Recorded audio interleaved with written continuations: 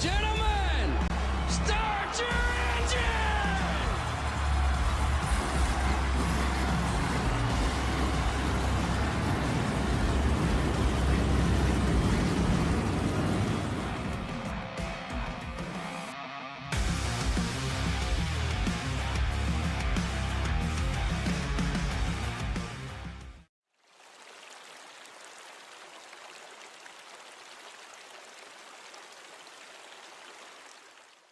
Hey Dad, did you know that replacing your cooling system reduces repair costs and improves energy efficiency? Plus it operates more efficiently, which means more money in my pocket.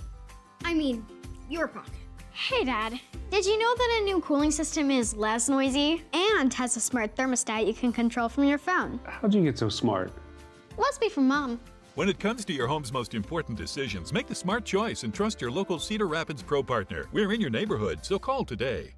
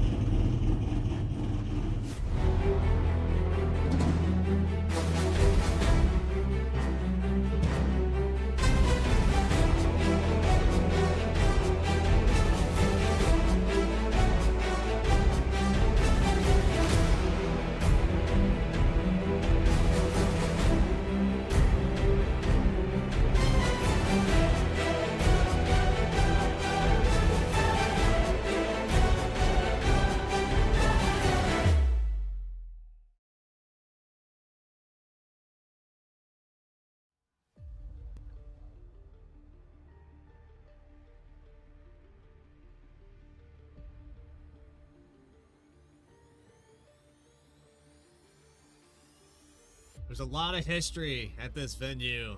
Me and Alex Gagnon personally have been to this place, and I'm excited to talk about this unique racetrack. Since 1909, it has hosted a variety of events from everything race car.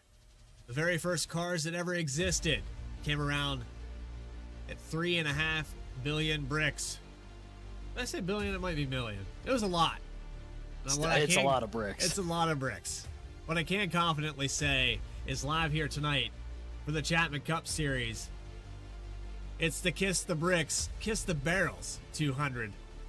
Live on Vspeed, Indianapolis Motor Speedway. I'm your host, and there is the non-AI version of the KSX racing graphics.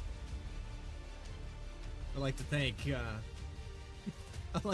Keith for this. This is definitely a unique setup, but Alex Gagnon, Bradley Cooper, with our camera packs provided by Dougie Beard. This racetrack is already on pace mode, so I think we're just going to skip over all of this. We can take a look at the track map, but Alex, this is a unique place to come race.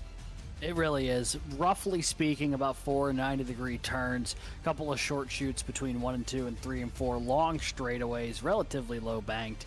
Every corner is a challenge here. You're really working the brakes as much as you're working the throttle. Got to worry about the drafts. It's a very unique place to race. This is going to be a ton of fun to watch, though, just because of the history. And, you know, Indy just means a little bit more to a lot of folks, and I have no doubt that's the case here for the drivers ready to go tonight. Well, it was the driver that won the Indy 250 for Vspeed. He's going to start on the top spot with the KLD Trucking Award. On the pole, 51.181 for Rob Rader. Jeremy Burns will start to the outside. Tyler Harrison and Parker Johnston for row number 2. Then you have Alex Forget, Marube, Dakota Floyd. 7th spot with Trevor Keith, sponsoring here tonight. He's got a lot of names for the pit barrels. Carter Lentz starting at 8th. And rounding out your top 10, Matt Robinson, Jeremiah Nelson in the 31. Yeah, looking back to row number 6, it'll be the 41 of Trevor Earhart alongside Caleb Gilbert in that 54 machine. Michael Reed and Al Likens will make up row number 7. Dylan Picklesheimer rolls off 15th alongside Nick Alves in the 24. Brandon Pamitat rolls off 17th. Grant Thorpe to his outside with row number 10 being Ben Lafter in the 64 and Kyle Diaz in the 26 machine. 29 cars out on the racetrack with Michael Bennett, Grant Turner. There's Justin Ritchie, Jacob Sirkovich. Go all the way back to Michael Cole, Kevin Orlando. All these cars took a time, as far as I know. Fred Pennington, Christopher Schaefer, and Ryan Munoz in the 81, rounding out your field. Pace car pulling off. Let's get set to go. It's going to be 80 laps here tonight. 55 miles per hour, 6 tire sets, 50% fuel, and as always, the iRacing Fix setup. Green flag is out at the historic venue.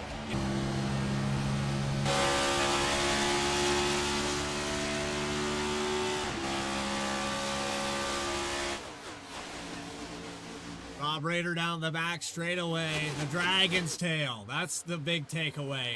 It doesn't matter if you're watching IndyCar at this racetrack, you're watching stock car and NASCAR. Everybody that comes here knows that drafting down that back straightaway, one of the longest straightaways in all of motorsports, it is so easy to lose the lead because a car gets a good exit and drafts up to you. Yeah, absolutely, and we especially see that with the Indy cars, but that presence very much still felt with the stock cars as well, as Rader will lead the opening lap. Burns settles in the second with Harrison, Johnson, and Floyd trailing behind him. And already this field's starting to spread out a little bit. You know, Indy with the, unique shape that it has, very much in the corners becomes a one-lane racetrack, so it's very much a matter of setting up your moves on the straightaways and who's going to be braver diving into the corners. And we've seen that already a couple times here tonight through the field. Rob Rader, though, leads into 3, about 3 car lengths ahead of the 9 here on lap number 2. Only battle really on the racetrack is outside the top 20, and we're looking 3 wide. The 5 of Michael Cole, a little off when the qualifying started, all the way back in 25th position. Has a long way to go. It's unusual here for the 5 car. He's been top 3 for probably 90% of the season. Yeah, he's had a lot of speed, but he's got a lot of work to do if he's going to get up there here tonight. Not a great qualifying effort. Currently stuck back in traffic. The side-by-side battle between Ritchie and Diaz just in front of him. And this is where it gets really tough at Indy when there's not really a lane to go. As they'll work to the inside, Diaz going to get right down there and do a little side draft off it too. That's the difficult part about this place, those 90-degree corners that you called them, Alex. You get the run on the entry, you can't get the run off the exit. This car wants to shoot to the outside wall. That lack of banking does not keep the car pinned. And for the brief amount of banking that you have, you reset and then you got to do it again. So all that momentum swinging to the outside wall. Yeah, it really is. And that's how drivers get into trouble here, especially when the handling on that race car isn't the way you want it. All of a sudden, that car drifts up another step further than you thought it was going to, and then you're hitting the wall at about 150 miles an hour. I mean, you can really slap that wall if you're not being careful. And if that car steps out on you, I have no doubt we're going to see a car or two do it here tonight. So we'll take a look here, a little side-by-side action. That is the 24 of Nick Alves on the outside of Grant Thorpe here, looking for 17th. One of the only side-by-side battles here. That's how how quickly things can string out here at Indy. Already we're kind of in that mode where it's like, all right, we're settling in, we're finding our marks, hitting the pace of the race, and really kind of letting this thing develop as Alves moves up to 17th.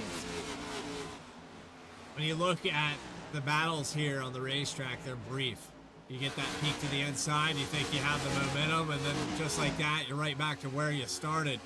It's going to take a few laps. 4 laps in, now 5 beginning. Rob Rader, half a second ahead of Jeremy Burns, Tyler Harrison, Parker Johnson, Dakota Floyd, the top 5. It really hasn't changed. Now they have really kind of settled in here, and they're starting to take off a decent rhythm.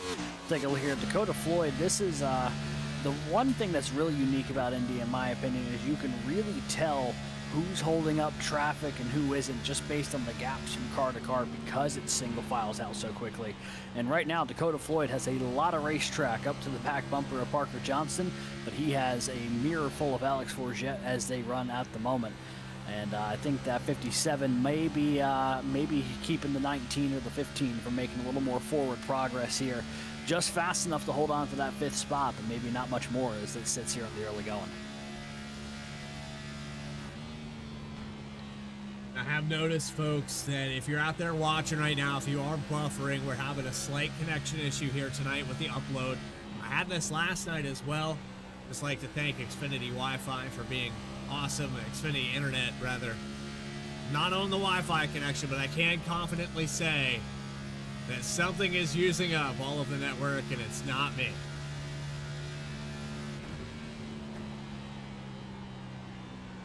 I'll tell you what, as we've been watching on board here with Dakota Floyd, Jeremy Burns and company have all kind of reeled back in Rob Rader, and it's about 4 cars all back to back to back to back here, 1st through 4th, as they make their way back to the yard of bricks.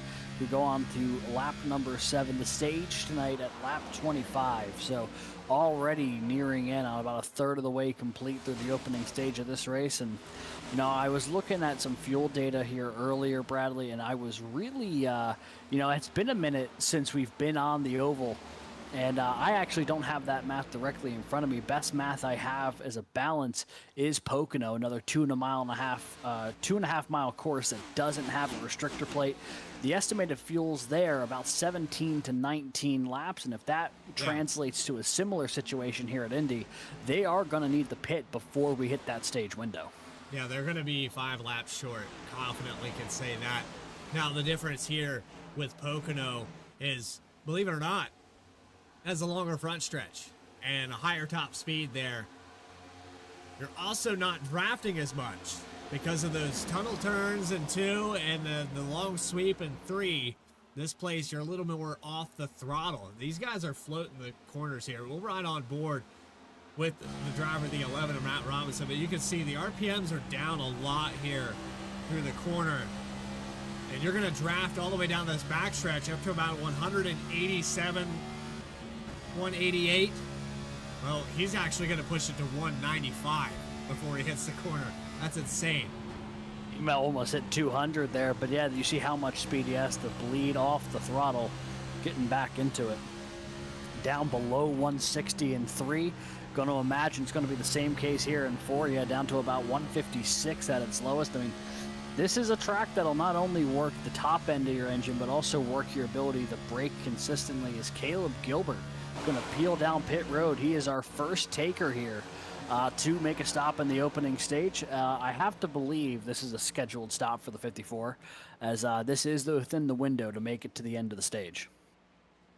That's a difficult place to pass at. The tire fall off here is already matched about a full second. Best lap times at a 51.3 for Rob Rader. He's already in the 52.009 caliber. So that's a lot of fall off very quickly. If you're the 54 of Gilbert, you stand to gain a lot. You're going to be in cleaner air, but he elects fuel only here on this stop. Yeah, just topping off, maybe trying to save some tires for later in the run, but I'm a little surprised because we're seeing some fall off here, even in only the opening 9 laps. A little surprised that we didn't see at least a 2-tire change there from the 54, as some big blocking going on. Grant Thorpe chasing folks all the way down to the inside wall. More takers for pit road. You know, everyone's settled in for the opening 10 laps, but now I think everyone's starting to wake up a little bit. Yeah, this is the situation that you're in. You have to pit. So might as well come in, top off with fuel, get the least amount of time down pit road. I like the call there from Caleb Gilbert. But if you saw Nick Alves there, I'm interested to see. if it's a fuel only stop, it is for the 24 down and away. Justin Ritchie in the 55 also down and away. So it looks like everybody kind of on the same mindset. And you know these drivers talk to each other before the race. That's the difference there, is you're all in a chat together. You can jump around. You have guys talking to other guys, and that message is relayed. But what isn't relayed is what lap we're going to come down pit road. There's always a strategy there. Who's going to blink first? Yeah, and we're already seeing a few takers making that stop. A lot of the folks up in the top 10, though, not having made that jump just yet. You know, especially this top 5 is the same as we've seen it. Really all the way back down to about 9th or 10th. I don't think there's really been any major changes. But once one of them blinks, they're all going to blink. Is Raider working around some lap traffic here, trying to get to the inside of Schaefer. And this could open the door potentially for one of these guys behind them to generate a run if they get around the 23 a little bit more efficiently. But they're all kind of catching them at a weird part in the racetrack here, trying to get around in the short chute through 3 and 4. So Raiders going to hold serve. Everyone else is going to go on by. At least through the top 4 back to Johnston.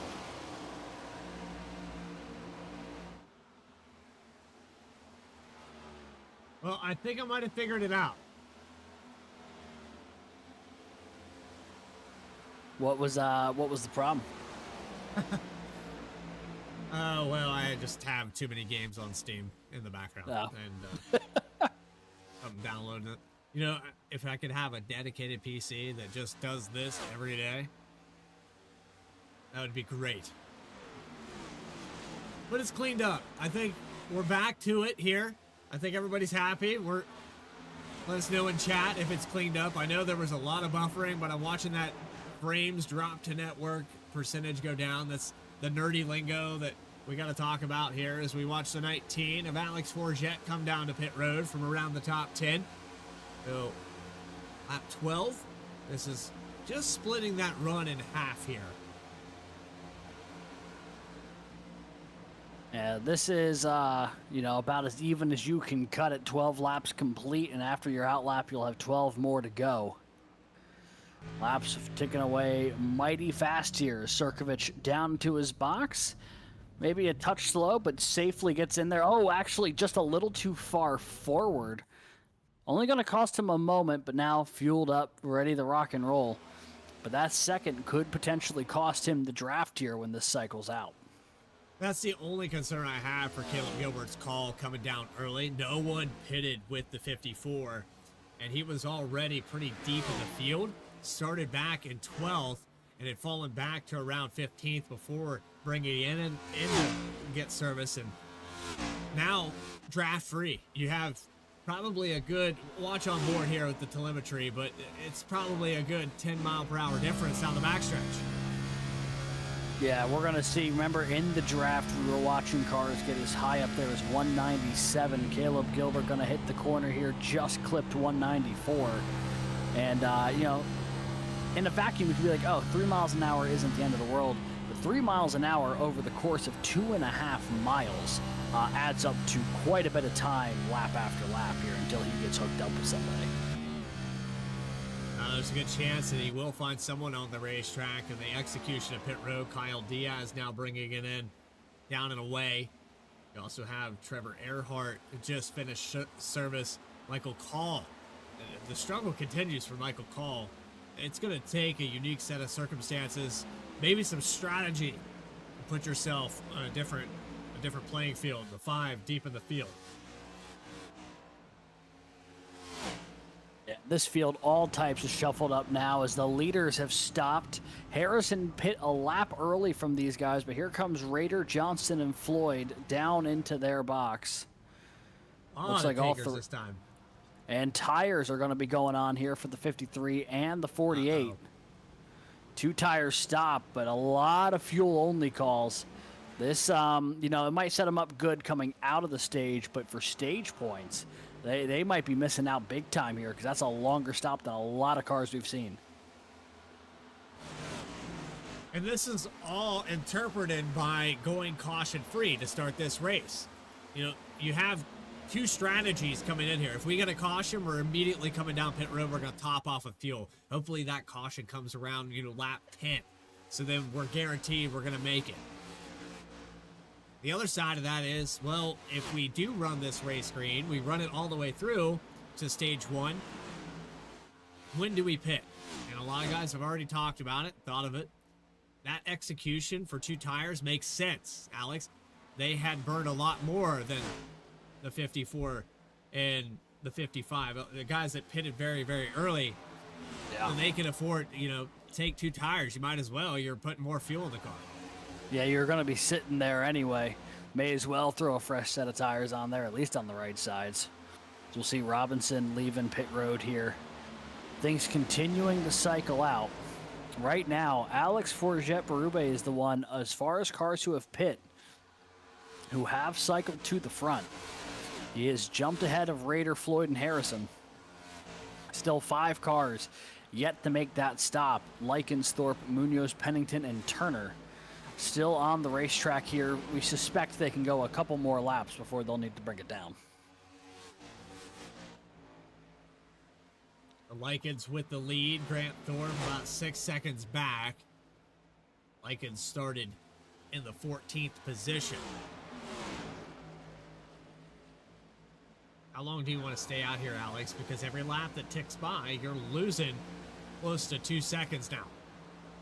Yeah, and I don't think there's a realistic path forward where you could save all of that fuel to make it to the stage.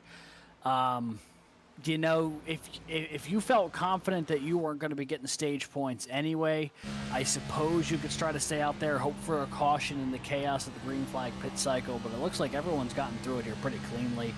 I think you're just kind of sunk at this point, and, there's no harm in sticking out another lap if you think you're not going to be getting the stage points or the track position anyway, but I think it's still going to be a missed opportunity for a couple of these guys.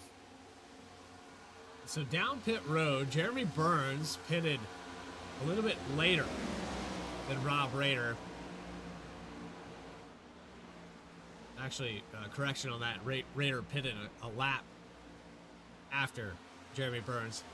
But Burns lost a lot of time. I'm not sure where this time was because they both had 42.4 on pit lane, and about 7.7 was in the box here for Burns. So maybe just traffic merging onto the racetrack. Something was lost here. He was running directly behind Rader, and now he's got about 6 cars between them. Yeah, I don't entirely know what's happened there for the 9, as it looks like we have a few more cars jumping down pit road. Likens and Thorpe going to do so, which then should just leave us, I believe, Pennington and Turner still on the racetrack yet to make that stop. Here they go on by. Kind of nose to tail. And, we've talked about it all season, but if there's one name that I am not shocked to see running this longer than anybody else, it is that 39 of Grant Turner. He's really made a reputation for that this season, but now here comes him and Pennington going toward lap 20 when they hit the stripe. So, yeah, that was about the max fuel window we expected it to be. Let's see here. I want to see... Give me a better angle here, please. I think the 39 is going to try to lead a lap. I don't know if he's going to be able to get away with it. Yeah, Raiders coming up fast here just off of turn 4. Oh, come on. Nope, he took 4. He messed up. Yeah, he's taking a full cycle. So Pennington will get credited, I believe, maybe for the lap led, because the yard of bricks was just up in front of him. Obviously now Rader, those cycles to the front. 5 laps to go here in the opening stage tonight. Forget, I think, was the big winner on that pit cycle, Bradley. He has moved up several positions from outside the top 5, now running second, and has a little bit of pace here over Tyler Harrison. Been holding up pretty well. Harrison 7/10 back. Alex Forget just a lap older on the stint, but a lot of these drivers taking fuel only. That doesn't really much matter. It was the execution on pit road. Forget 3 seconds faster in the box. Took a little bit less fuel, 39.8. That translates to spots gained right here. Put himself in a good spot here to maximize this opening stage. See Linz and Johnston doing a little battling here for the 4th spot. We jump on board with the 48. Parker Johnson has been solid so far today. Only down 2 spots, started up in 4th spot today. Absolutely has those 2 positions right in front of him here before the stage break. Has about 4 laps left to do it.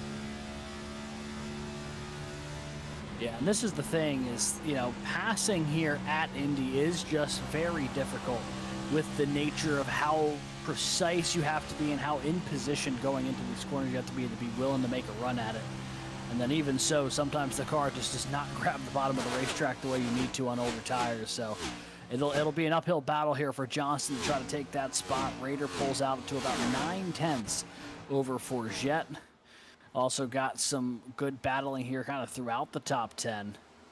So it looks like Keith and Picklesheimer starting to close in a little bit as well. So, you know, everyone's starting to find a dance partner here on the racetrack right now. Well, that battle, Lynn's actually all over the back bumper. Dakota Floyd trying to look for a 4th place effort. Peak to the inside. 66 of Lynn's last time by was a 10th faster. A lot of spots gained, and I think a little bit of help there from the 48 of Johnson gave him a bump down the front stretch.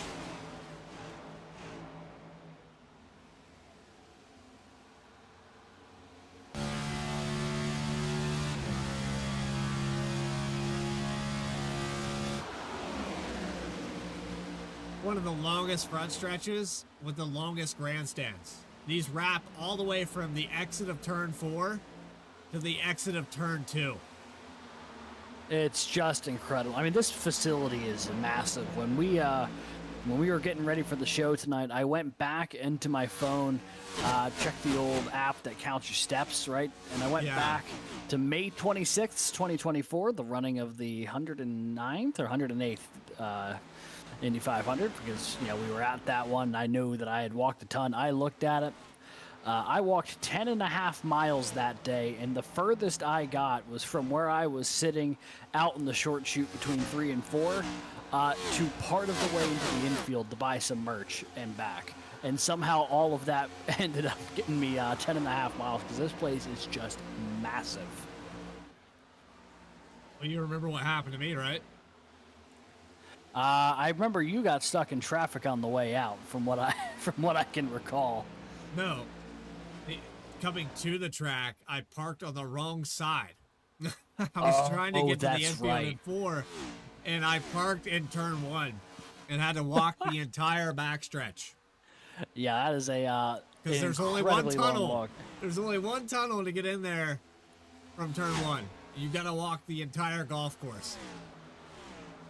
Yeah, how everyone imagines spending their time pre-race, you know, walking the course. As Rob Rader going to be taking us here to the final lap of the opening stage. I mean, it's been all 53 so far since the drop of the green flag. He's led 18 laps now. Going to come up to 19 with a massive lead. Alex Forget, the standout here, with 3 positions gained. He could have went up 2. Top 10 back there. Dylan Picklesheimer has gained 7. Biggest mover there in the top 10. 13 spots gained. Michael Call is on the move with this strategy, doing what he needs to do. But it looks like Rob Rader, unless something dramatic happens, is going to get stage 1 victory here at Indianapolis. Going to make their way through the short chute for the final time. Through 3, no problem. Coming off of turn number 4. And keeps it clean. Alex Forget's got some company from Harrison. I just don't think the 45 is going to quite get there in time. So the 53, your stage winner, with Alex Forget and Tyler Harrison, your top 3 there. Nice round at green flag stops and a clean and green opening 25. And this will be the first yellow for the night. And that is the only scheduled caution of the evening. Top 10 on the left-hand side. And shout out there to Trevor Earhart getting back into the top 10. Remember, he had pitted very early. He was one of those cars that might have fallen out. Dylan Picklesheimer, also one of those cars that pitted a little bit earlier. But for the guys like, you know, the 54, I don't know if coming down that early was the call. It got you back midfield, but kind of just ended up where you started this race. Yeah, I mean, this is... You look at that top 10, and it does look pretty similar to the top 10 that we had at the start of this thing before the pit cycle. The names have shifted locations slightly, but it's a lot of the same names, so no one really got a jump here. Yeah. You know, we talk And about that's Caleb Indy. Gilbert, who made that stop very early on. He kind of cycled out, I think, just behind where he qualified, about where he started. So he took a shot at it, but with no car to draft with, I think that cost him at least several positions that he could have potentially had if he had someone to draft off of.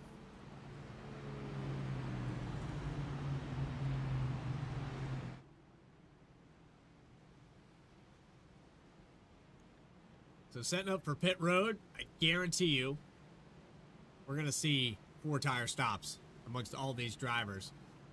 But with only 6 sets available and this field resetting, some of these drivers have already taken right sides.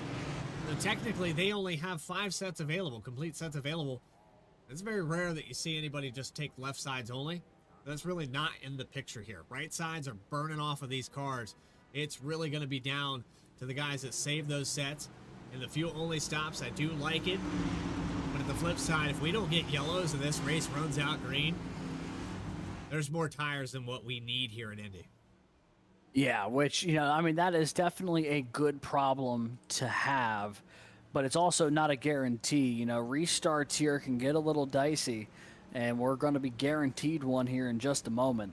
And you never know what could happen coming off of that as everyone stopping into their box here, flooding on in. And we'll see who wins the race off of pit road in a very critical battle for some track position. Here we go, down and away. Rob Rader wins it. Tyler Harrison very close there off the exit of pit road. I don't think he got it, though. Looks Now, like Alex Forget Bourgette's gonna just maintain. clipped him. Yeah, I mean, they were fully alongside each other there. That could not have been by much. See if we can get a better angle at this battle off of pit road. There's a good look at it there and across the line. Yeah, that's just the splitter. That's the front end of the car. That's all it was right there. And well done on the execution of pit road. But that's going to do it here for the moment. We take a quick commercial break. You are watching the best logo I think we've seen all season. Kiss the Barrels 200 presented by KSX Graphics will continue for the Chapman Cup Series right after this.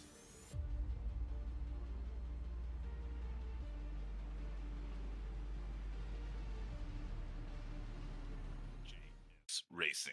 We're in the game.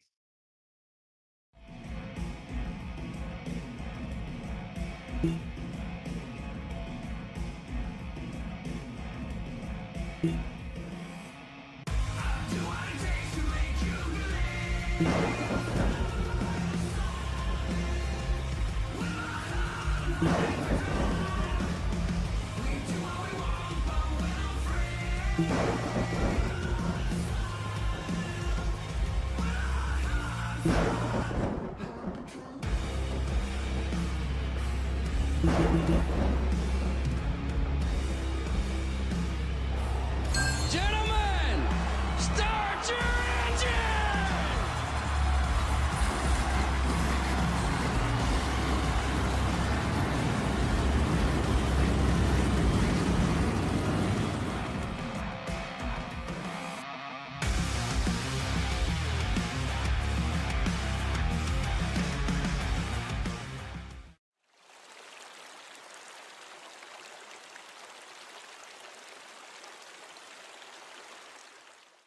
Hey Dad, did you know that replacing your cooling system reduces repair costs and improves energy efficiency? Plus it operates more efficiently, which means more money in my pocket. I mean, your pocket. Hey Dad, did you know that a new cooling system is less noisy and has a smart thermostat you can control from your phone? How'd you get so smart? Must be from Mom.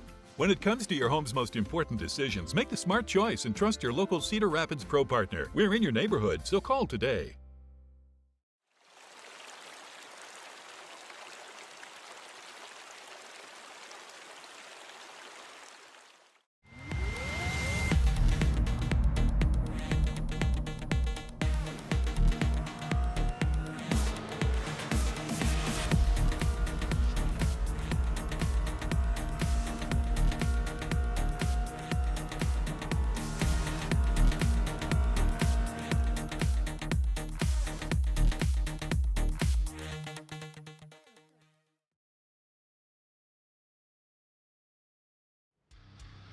Welcome back to Indianapolis, where Rob Rader was your Stage 1 winner and getting set to go back green.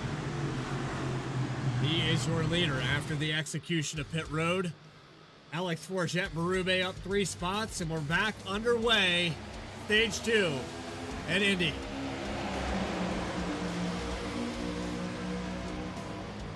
Alex, we've seen a dominant performance. He led 19 laps against Stage 1, and nobody's had an answer as we have a car on the wall. That's Tyler Harrison. Yeah, off the pace as well as Forget cycling back. Let's take a look here real quick at the replay. Or not, I mean, they're all flooding down and on the back stretch. Let's take a look here. This is the battle for second, and Forget just loses at the back end a little bit. Harrison hammers the wall. Forget way out of the gas. Harrison, to his credit, able to keep that car collected, did not really lose a lot of track position, but I'm sure that car is not going to be handling right, given how hard he hit there. We stay green, and the field continues to battle here. The Dragon snaking its way along the front straightaway 2x2 as now Michael Reed steps out to look to the inside of Forget. I think these drivers have realized it's going to be difficult to make passes, especially later in this run. It strings out really quickly. But that mistake there by Alex Forget set up Tyler Harrison to the outside wall, and we had 3 wide, almost 4 wide coming off of turn 2. You got to take them when you can get them. And we're watching Alex Forget. He fell from the top 3 back to 15th. Yeah, definitely going the wrong way. Just going to try to hold on to what he can at this point. And that is easier said than done. Take a look here as they're making their way off of turn 4. I mean, Rader just shot out of a cannon. And once again, we're seeing traffic start to stack up a little bit behind the 57 to Floyd. Trevor Keith around his back bumper is too wide, a little further on back. That's Kevin Orlando Jr. to the inside, I believe, taking a peek. It's just behind Ryan, Jeremiah Nelson. That's Richie up to the high side. Ryan Munoz, this is just inside the top 20. There was a check up there off of the corner, but Brandon Pamitat trying to get around the 55 in the wall. Gonna hold on to it, but a little brush there with the safer barrier. We'll go back up to what you were talking about. Dakota Floyd got around Trevor Keith. A lot happening here in the very early run here. Keith was on the back bumper. We'll take a look back at the replay. I thought Keith was going to take a stab here into one. He had the momentum. Floyd closed the door. Boy, did he. That was a lot, too. I mean, Keith had the momentum. Definitely could have carried it into one. But Floyd just sent it. I don't know if there's a difference in lines here or just experience, but 57's looking really fast here in stage 2. Yeah, right now sitting up in that second spot, high as he's run all day here. He's got a little bit of traffic starting to form behind him. Trevor Keith settling into that 3rd spot. Winner at North Wilkesboro not all that long ago. Looking to try to pick up another one here tonight at Indy.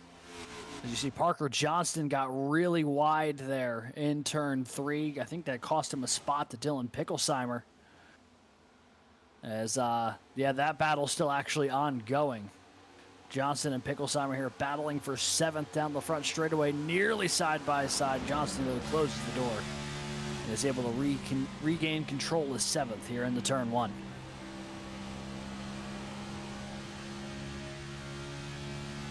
And you mentioned that they're the winner at North Wilkesboro. Good for him. I mean, it's about time. How many times have we watched the 15 lead the final laps, have the lead on the white flag, and not have the victory? Yeah, it's we've seen that quite a few times over the past couple of years, but made it count at North Wilkesboro, and big momentum boost. And you know, what we talk about the KSX graphics sponsor tonight's Kiss the Barrels event. There is a lot of names on this machine who have made contact with the pit barrels this season. I think that number is up to 7 or 8 names. You know, we've got 29 out here tonight, so it's almost a third of the field who at some point has made some contact with those pit barrels this season. There's a good look at the list. to read the side of that car and see if we can get another angle on it here in just a moment.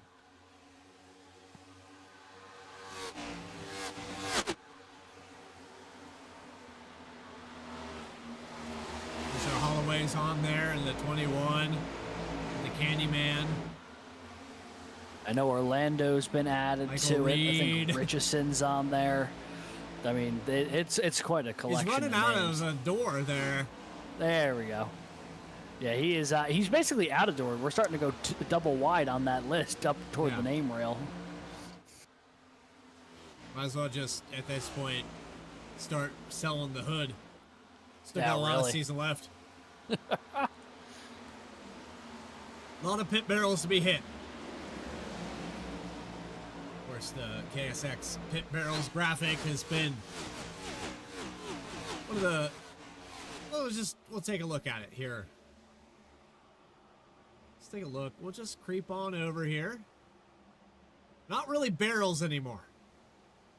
There's barrels in there, but they've got it all kind of tied up and covered so they don't go flying like they did a couple years ago.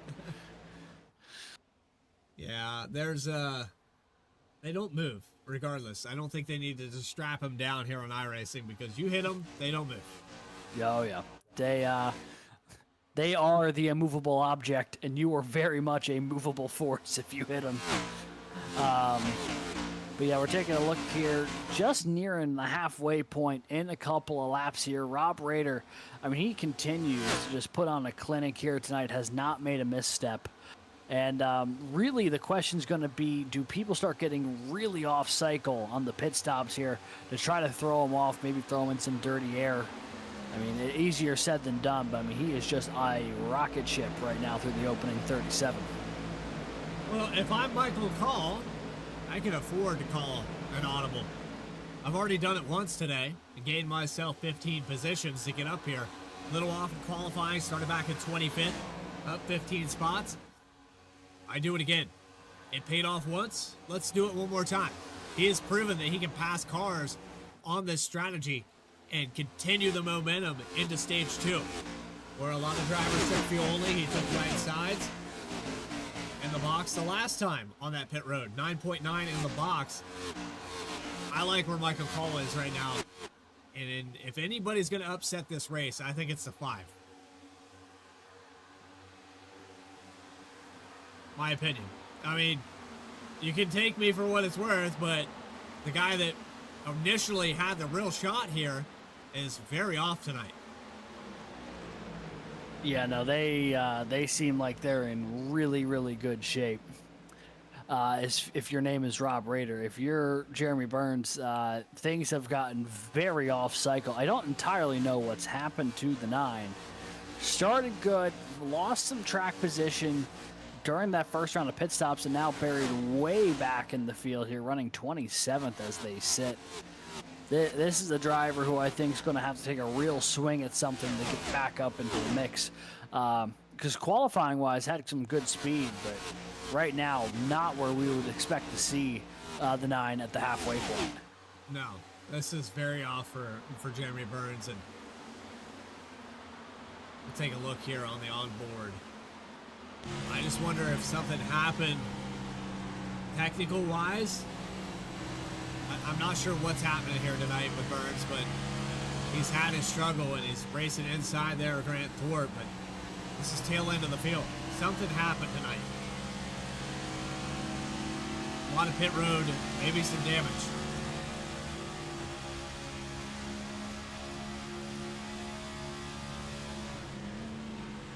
On board here with the 9 as they make their way in the 1, battling right now with Michael Bennett for that 25th spot. Locked in right now is the 9. You know, if there is something that has gone wrong, doing a good job not showing it. Speaking of showing an interesting battle here, Kyle Diaz, Michael Reed going after it a little bit here. They were side by side after a little bit of cat and mouse game down the back straightaway. Diaz going to slide up there now. Forget going to fill the gap. Try to get by the 91 here. A little bit of contact coming off of turn 4. Contact coming off of turn 4, and the 19's around. Oh, and a huge hit for Nelson. Road. Whoa, that was a massive wreck for the 31. That was a pit road entry at 170 miles per hour. I tell you what, I think Nelson may already be on the barrel list, but he may have just got it again there. I mean, he just got catapulted down the entrance to pit road. I'll be honest, that was at such a weird angle. I almost wonder if that was a netcode situation there between the 19 and the 91. Take a look here. This is what happened to Nelson right after this initial bit of contact. And it looks like the two of them just kind of got into each other. We'll take a look here. One more time from a different angle. Yeah. So they're already slicing it up here through 3 and 4. And yeah, getting physical here, more bumping into the wall for the 91. Around goes the 19, and I think Nelson actually avoids the pit barrels, but just gets launched down the entrance of pit road. Take a look here with the 31. I mean, this is wild. This could have been infinitely worse if he hit those tire barriers head on.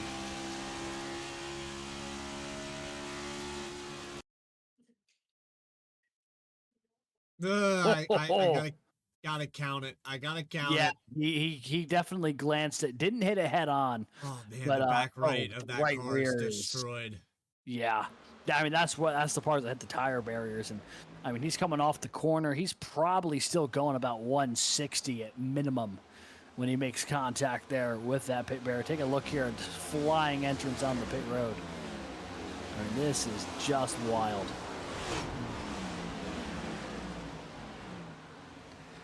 That is our first naturally occurring yellow of the night. Happens just past the midway point and is queued up at a perfect time for this field to top off on fuel, put some fresh tires on. I mean, they were closing in on another round of green flag stops here in just a couple of laps. So this honestly has worked out really well for the leaders.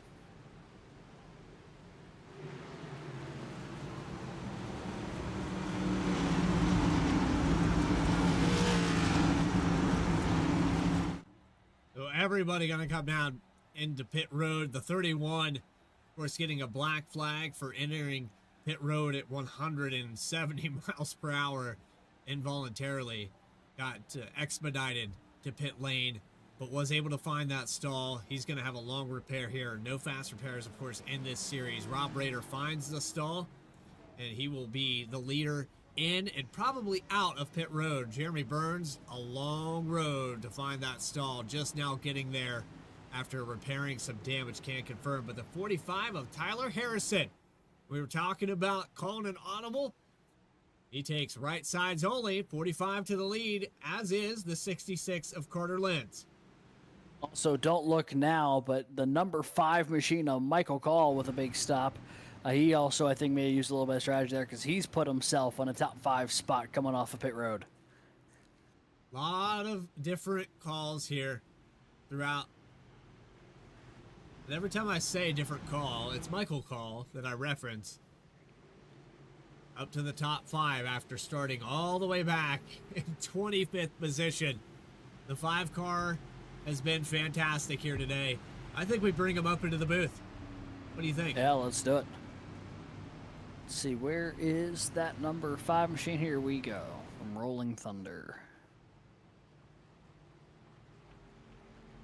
Michael Call, it's Bradley Cooper and Alex Gagnon. Wow. How we do it? A track that's impossible to pass at, and you've gained 20 spots to get up here. Fantastic so far.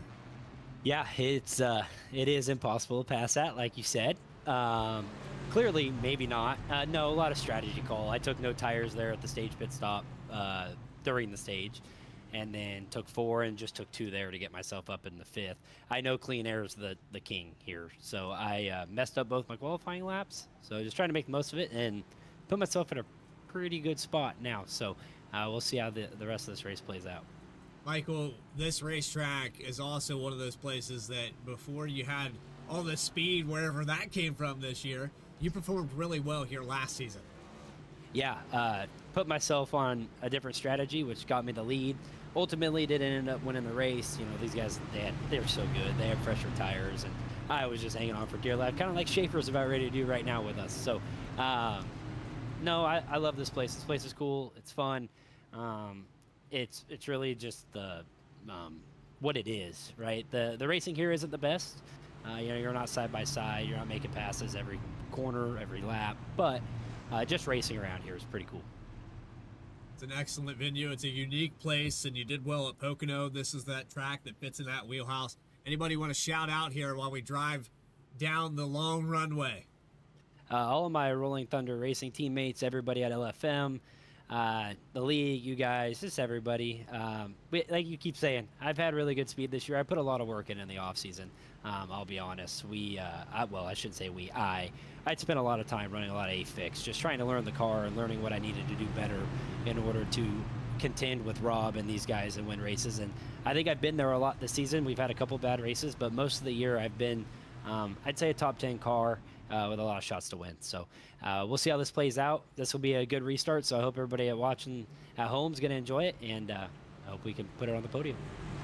There you go, Michael Call. Going to restart here on the outside, or actually inside, and get ready to go back green. Good luck. Just send them on back to Rolling Thunder, and I tell you what, going off third on the inside row, man, that's striking distance relative to where he started here tonight. Yeah, absolutely. And with Rob Rader stuck there on the outside, this is not going to be a good situation for him, so he could probably make a little headway on this top 5. Hasn't been here all day. Christopher Schaefer on older tires might be the asterisk, though, for this inside line. Tyler Harrison to the outside. He might lead his first lap of the day. Little bit of wheel spin, but not too bad. Stage 2 underway. Deeper into it. Halfway mark. What do you say, Alex? Why don't we just go ahead and get maxed out here on Vspeed? Absolutely. Whoa, there goes Schaefer, and he's sliding back in the traffic. And so much for the breaking it up moment. We'll run that back here in a second, but I mean, hey, you heard from Michael Call. You're going to see how the 23 is going to hold on to it, and long and short of it is he didn't.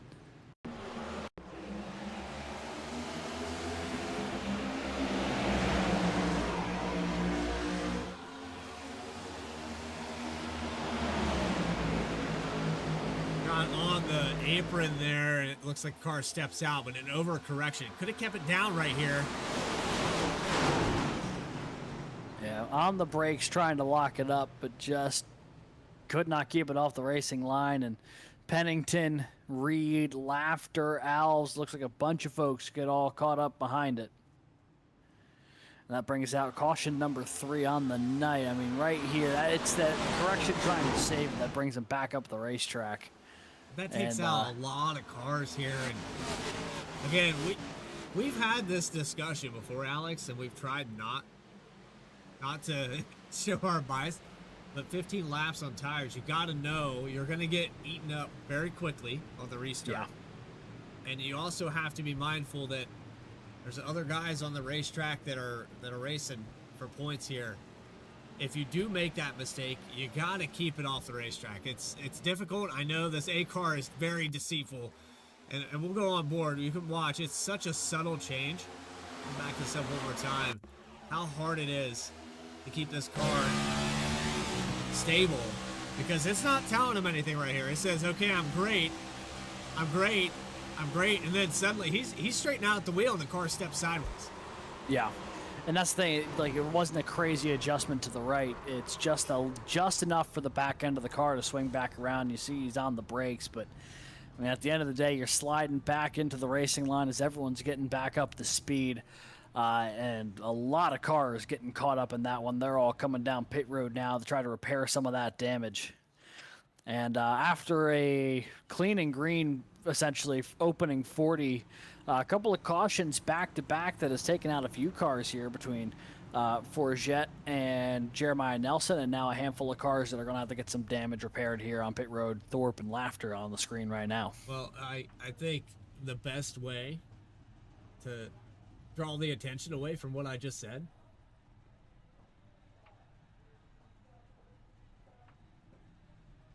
You ready for this? Oh, yeah. All right, we're going to bring a driver in here. It's Ben Laughter. And Ben, we were just talking about it. What's your opinion on this whole scenario? I know you're not happy. I don't know, man. I'm just now about to go back and look at it. I had a moment of indecision.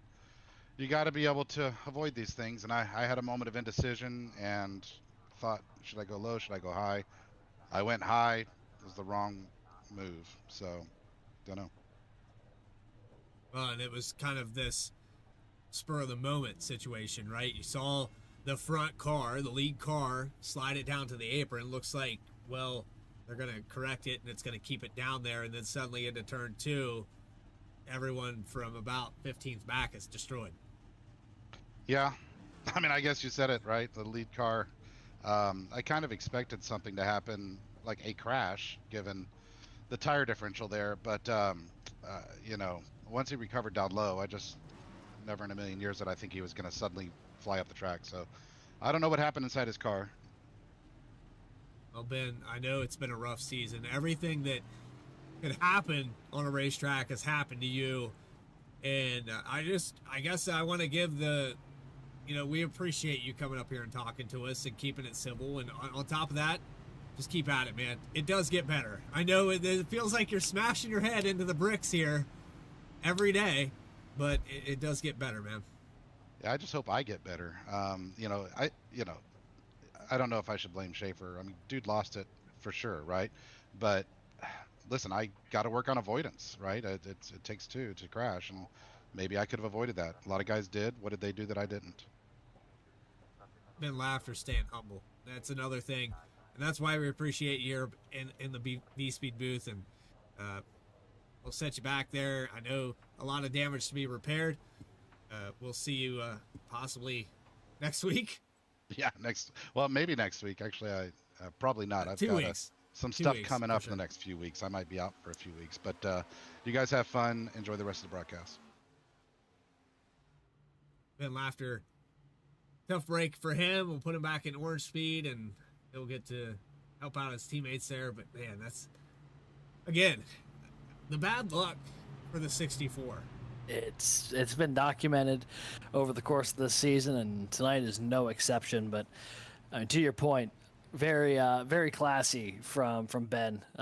Keeping it, Humble. keeping the blame spread about.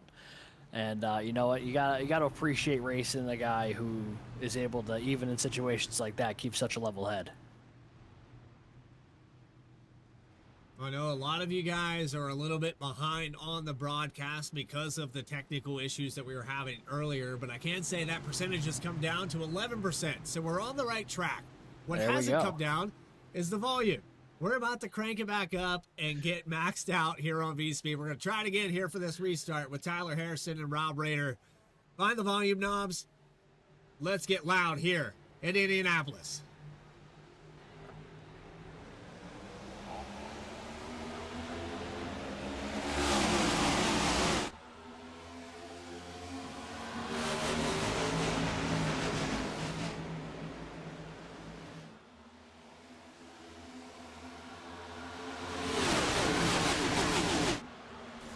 Rob Rader's around. Rob Rader head first into the turn 2 wall. And that is not only going to bring out a yellow, but completely change the complexion of this race. Already towed back to pit road. Front end absolutely devastated on that number 53 Chapman machine. Take a look here. He gets tangled up, I believe, with Harrison going down in the turn 2. Harrison stepped up the track just a touch, but then Rader, oh man. That was an aggressive move from the 53, and it did not pay off.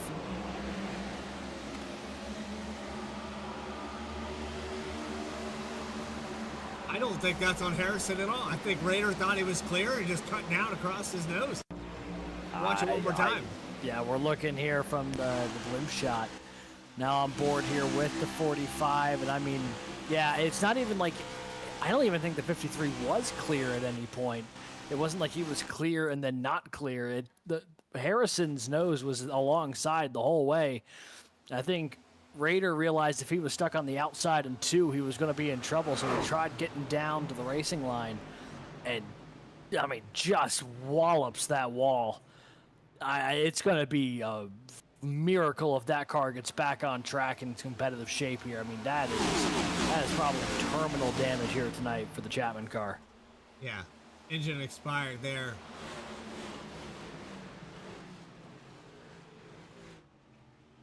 That is the dominant car of the day, by the way, folks.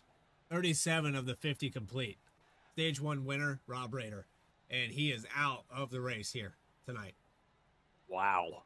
And, I mean, just walloped it. And all of a sudden, now we're seeing a big split on pit strategy. Here comes Trevor Keith and about 8 or 9 other cars. Bunch of folks staying out here as well.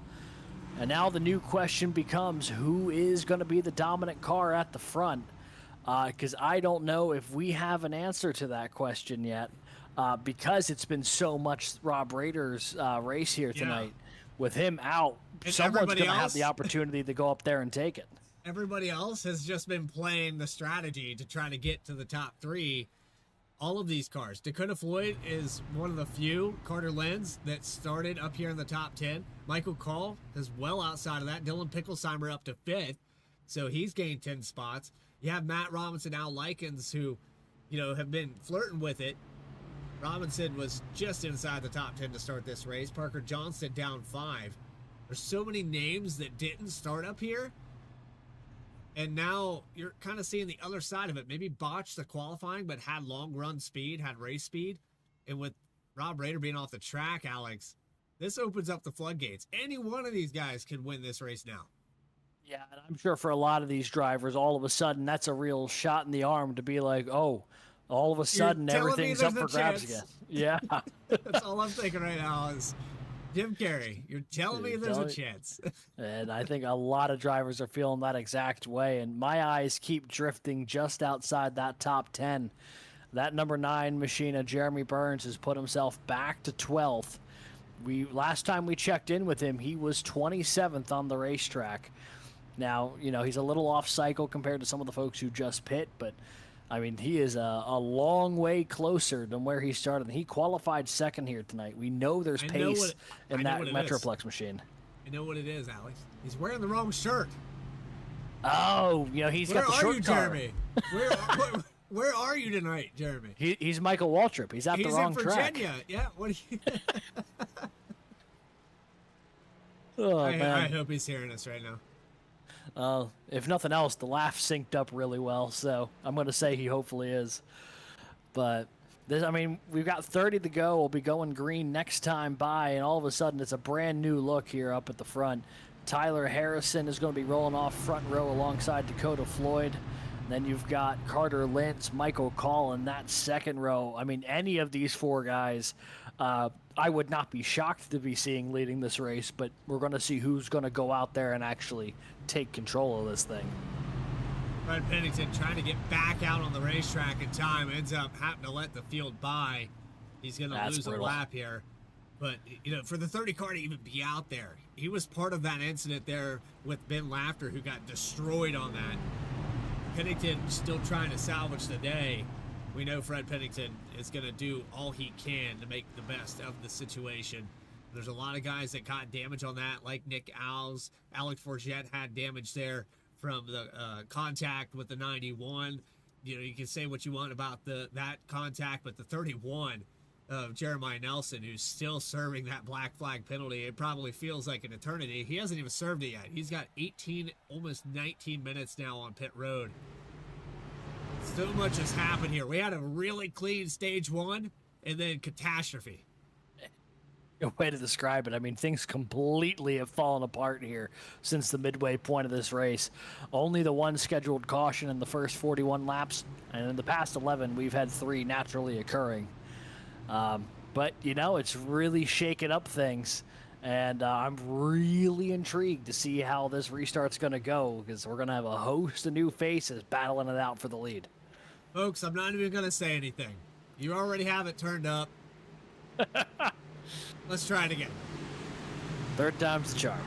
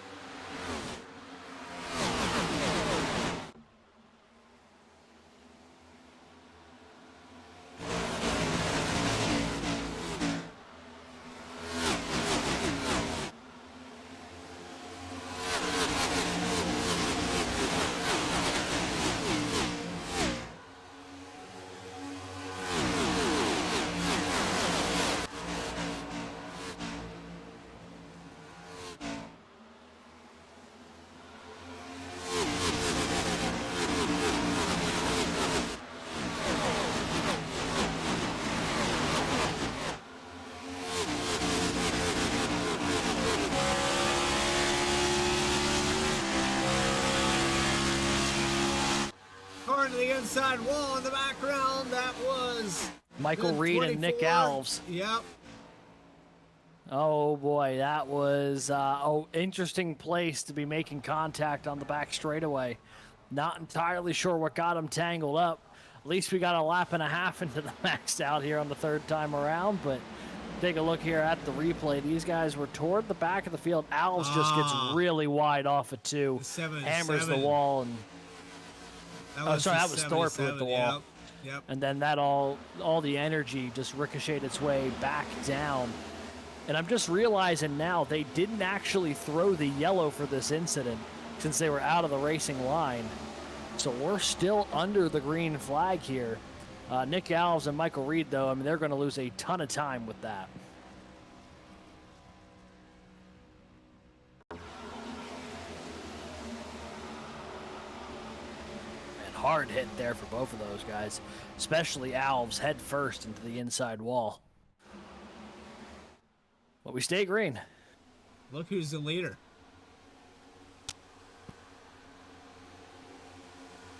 Almost a full second. Tyler Harrison has it. That gap goes starting to shrink just a little bit. Lynn's got a decent run off of turn 4.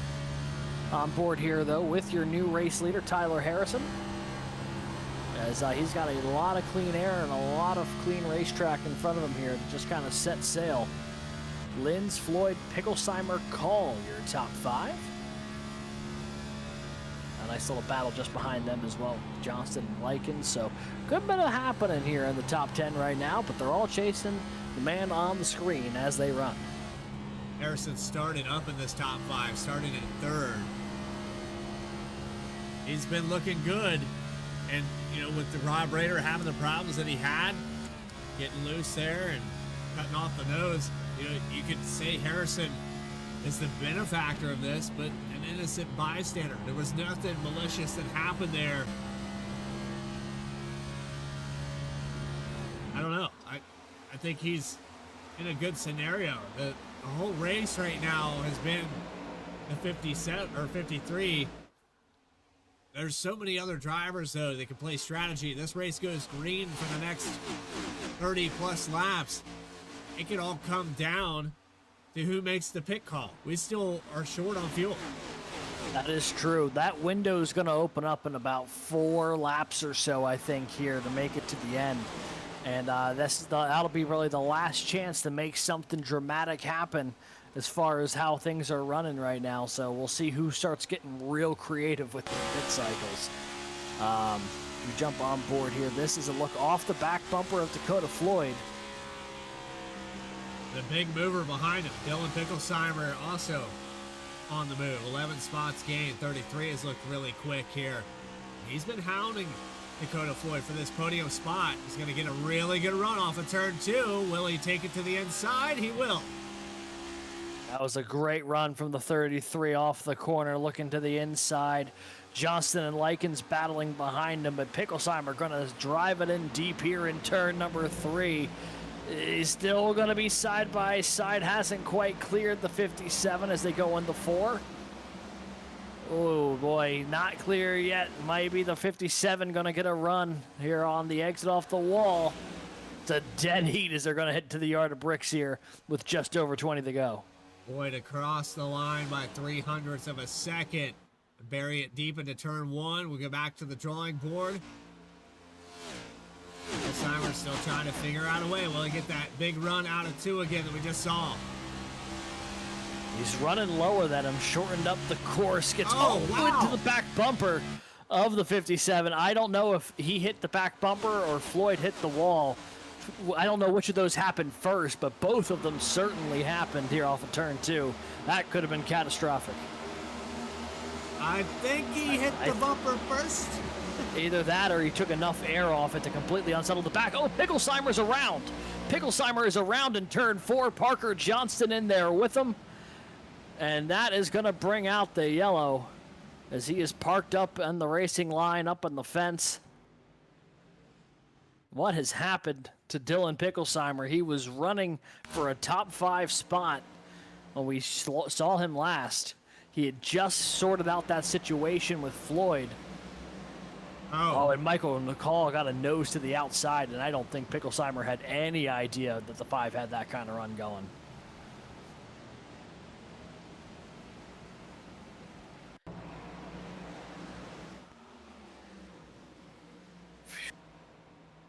You know, they say a lot of games, or a lot of sports, are a game of inches. None is more true, I think, than in racing, where, you know, 2 inches is the difference between running in the top 5 and being parked the wrong way here at Indianapolis. The 5 incredibly lucky to not get further tangled up in that. I think Robinson got a piece of it too, farther back. Nose completely caved in on that 11. Yeah, right there where when Picklesheimer went around, Earhart caught up in it. I mean, there's a lot of cars who got tangled up here, and they were all pretty fast. They were all running top 10 on board with Trevor Earhart. There's nowhere to go. 48. Got a really bad end of it as well. Parker Johnston. And Trevor Earhart still trying to lag this car back around. That's going to bring everybody down pit road, and this is right in the window where you can make it to the end, Alex. So this might be all she read for strategy. The caution, it's just outside of it, but the caution laps, I think, get you into it. My concern, though, is you're in the window if you're in fuel save. If you're the leader, you don't have that luxury because you have to be the one to punch that hole in the air. Yeah. So all of a sudden, this gets to be potentially, you know, I mean, with the way the back half of this race is going, we very well may get another caution and it's not going to matter. But we could be in a really interesting predicament here where the race leader may be the only one who can't make it on fuel failure. Luke, who's creeping his way back into the top 10 a little bit more every single time we pit. He continues to move his way up, now very much inside the top 10. He was as far back as 27th only about 25 laps ago. Tyler Harrison will remain your leader here for this next restart. More coverage continues of the Chapman Cup Series and the Kiss the Barrels 200 presented by KSX Graphics. More coverage on Vspeed in just a moment.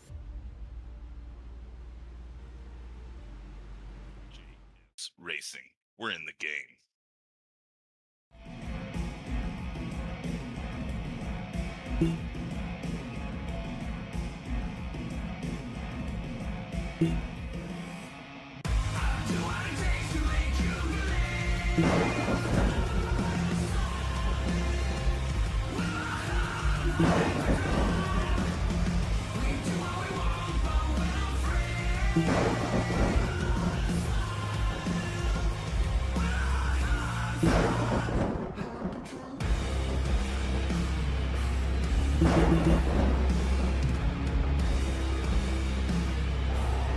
Gentlemen, start your engine!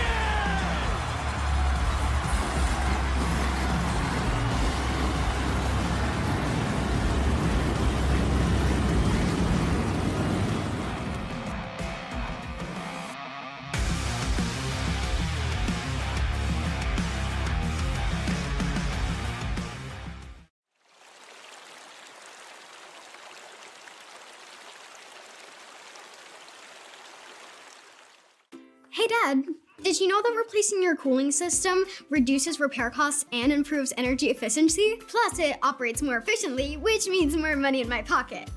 I mean, your pocket. Hey Dad, did you know that a new cooling system is less noisy and has a smart thermostat you can control from your phone? How'd you get so smart? Must be from Mom. When it comes to your home's most important decisions, make the smart choice and trust your local Cedar Rapids Pro partner. We're in your neighborhood, so call today.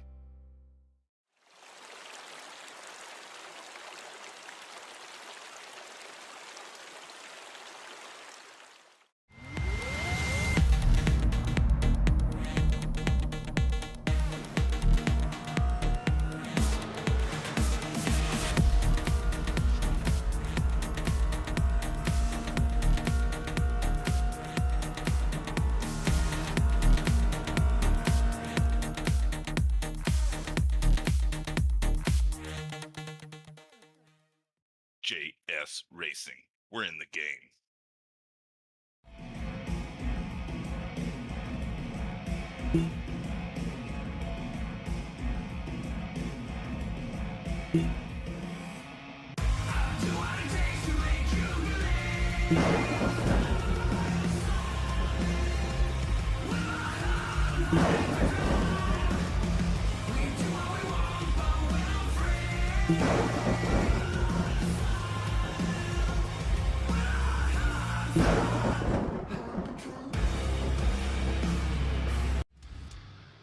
Welcome back to Indianapolis. The Chapman Environmental Services Cup Series at Indianapolis has been a toss-up. Nobody really knows who's going to win, but I can tell you this. I called it earlier, and I just made another reference. Michael Call up to second spot here on this restart. He is all over the back end of Tyler Harrison going into 3. Yeah, that he is. And then you've got Burns looking to the outside of Floyd for the 4th spot. He's going to take it. Now the 9 back up into the top 5 for the first time since the opening cycle of pit stops back around laps 17 through 20. So it's Harrison, Call, Linz, Burns, and Floyd, your top 5 with about 18 laps to go. And Michael Call, I mean, he is filling up a lot of the back mirror right now of that 45 machine. Now the question is, can he hang with him over a longer run? Because we know Harrison had the ability to check out on that last restart. 5 not really giving him that luxury here in the 1. There's no luxury. There's no guarantee. This race tonight has been absolute turmoil for some of these drivers. You talk about the 53 of Rob Rader, who started very strong. Now in 27th position, out of the race. Ben Lapter, out of the race. Jeremiah Nelson, Trevor Earhart, Parker Johnson, all these cars destroyed. Michael Reed having problems. Back out on the racetrack, though, in the 91. But, 2-3 laps down, this is not a forgiving racetrack. It is really not, and I've been watching the onboard real quick for the 5 of Michael Call. He's had some great runs down these straightaways, but he's been very patient trying to make that move. Both him and the 45 got a little out of sorts in turn 3 that last time around. So I think the pressure ratcheting up a little bit for both of these drivers as we've got the split screen going on for both Harrison and Call. Call up top, Harrison on the bottom. And we have the onboard shot of the 5 trying to track down the race leader off of 2. And he got a great exit. Very close exit there for the 5. But again, you get into that draft, that's dirty air. It's great down the straightaways, but it's not so great into the corners. And that's where we saw earlier with Picklesheimer. He was doing a great job running closer to the bottom. And you saw that contact with Floyd. And then later on, we saw contact again with Paul. Oh, what a run off of 4. He is right there. Does he do something with the run, though, is the question. Starting to creep a nose to the inside. Not going to take it, though, in the 1. Meanwhile, Diaz to the inside of Floyd for the 5th spot. That 26 is coming to life here in the closing stage. Winner at Watkins Glen a season ago. And it was a Whitfield driver. He just made an attempt to pass Dakota Floyd. Those two, I think they made 6 or 7 door contacts before they crossed the line, and the 26 found his way to victory lane. A block there from Trevor Keith. I mean, he chased out Likens all the way down the racetrack to keep the 13 behind them down the back straightaway. A little bit of contact between those two actually checks up the line. You can tell the drivers are feeling the sense of urgency right now. Everyone's going after it. And Likens had to get out of the throttle a little bit to keep that car in one piece. And Likens is nearly damn in the grass by the time he cuts back up the racetrack. I mean, the 15 was just not letting him get any real estate.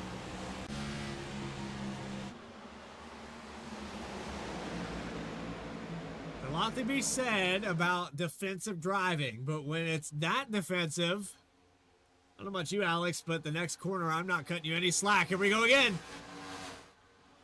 And now all the way up to the high side. I think the 13 going to look to the outside of Trevor Keith here in turn 3. Tell you what, he feinted to the inside beautifully.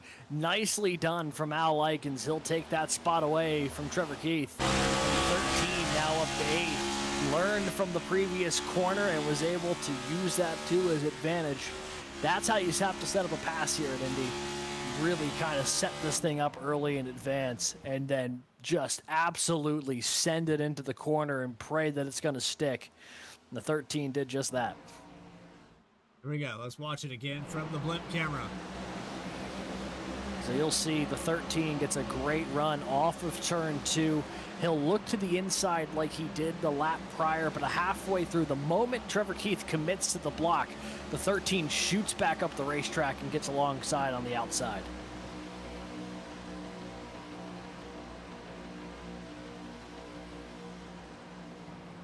Well done. That's how you pass it, Indy. That's the only way to do it.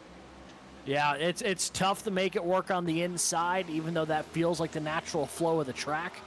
But worked it to the outside. Great job there. And, I mean, this top 10 has not separated. I think everyone is in full send here. No one's saving any fuel, so they must be good to make it to the end. You figure that'd be the case for most of them. The only real question is for Harrison out front, who's going to be burning a little bit more fuel getting through the air. But, I mean, Carter Lynn's right on the back bumper of Call as well. And, I mean, anyone from Floyd on back is all stacked up. This is a fascinating little pack of cars here up front, trying to sort this thing out with just over 10 to go. You're watching here, Kevin Orlando Jr. running the highest. He's ran all day long. The 27 in 11th place was peeking to the inside of Trevor Keith there momentarily for the top 10. Caleb Gilbert able to get around the 15, so Caleb Gilbert now in 9th, up 3 spots. Justin Ritchie has really turned up the heat. How about this for the 55? We saw him earlier flirt with the top 10. They're now in 6th position, and he's working on catching up to his teammate in Dakota Floyd. Yeah, it's been a great drive today for Justin Ritchie.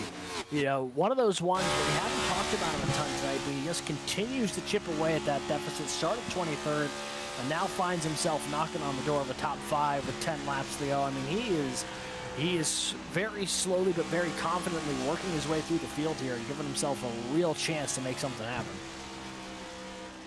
I always love it when Justin Ritchie has success because I know the post-race when we go hang out in the Discord. And Alex, you need to come in and hang out with these guys. I'm telling you, there's a lot that happens. There's a lot of conversations. You can learn a lot about their opinions on each other and how the outcome of the race was, what happened. But I know the mentality for Justin Ritchie is I want to perform, but I also want to have a good time. And that's where he is always striving to do better, is to have that fun. If it's not fun, I'm not going to do it. And hey, you know what? That is a noble goal, and I'm sure it's a lot more fun to be battling here for the 5th place spot than it would be getting caught back somewhere else. Even more fun with the guy you race with and you're talking to right now, right? Yeah, you're in the Discord with him. Start trying to throw him off, be like, hey man, I'm gonna go high as you like start working your way to the inside. You have the ability to try to throw him off. I'm sure they're probably working together to get to the front, but you know, I'm sure they're having a good time up there as Parker Johnston down and out of the way, 10 laps down for the 48, but on track to log a couple more laps because there's a couple more positions to potentially be gained. So going to be getting a few more points here. So the valiant effort here from the 48. He's had a ton of speed tonight too. I mean, this is not the outcome that 48 deserved here tonight. He had a ton of speed. Yeah, top 10 car for sure in the 48 team. Watching back at the point, though, with Tyler Harrison, Michael Call.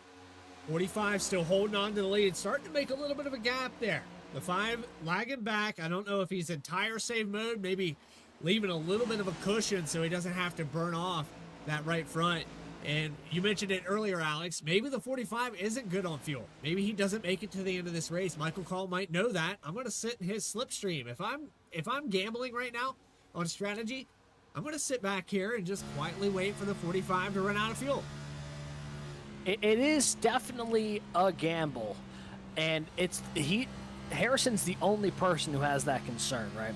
Because to my understanding, right, if it's Pocono, which is a similar fuel situation to here, generally, if you're in the draft a little bit, or if you're able to save anything, you're able to go about 18, 19 laps, which we've seen some drivers do here today. Oh, However, that's a if big you're run. pushing the whole time, it's only about 17, which would put them about right at the cusp of when they got going again. And Michael Call thought about it there in 3. He had a great run, took a peek to the inside, and Harrison had to shut the door on him. And now here comes Call back on the attack here. Maybe he was just giving his tires a second to cool down, because he is glued to this back bumper once again.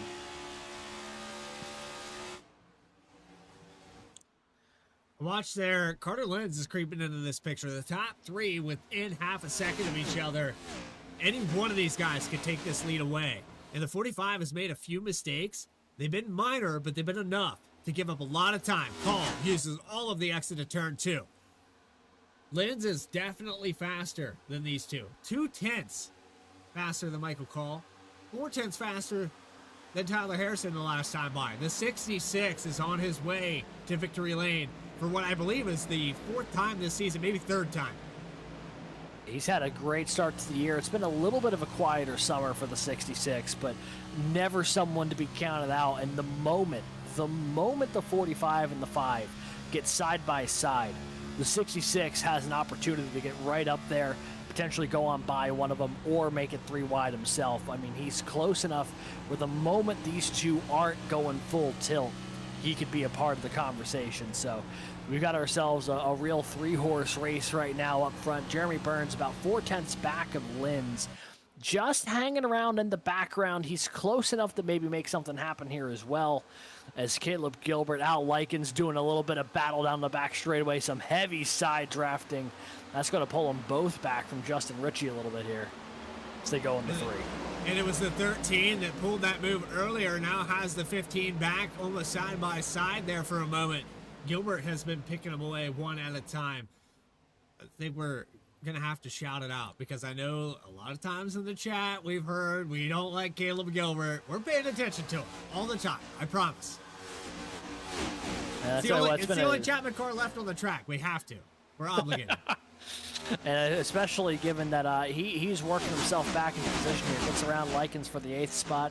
We saw that early stop that didn't quite pan out strategy-wise for him, and then he kind of got lost in the mid-pack a little bit through the middle of this race, but starting to really start putting some forward headway down. It's a big block from Likens now. Trevor Keith to the inside, looking for the 9th spot. The 15 and the 13, man, they are having a fevered duel right now for that 9th spot.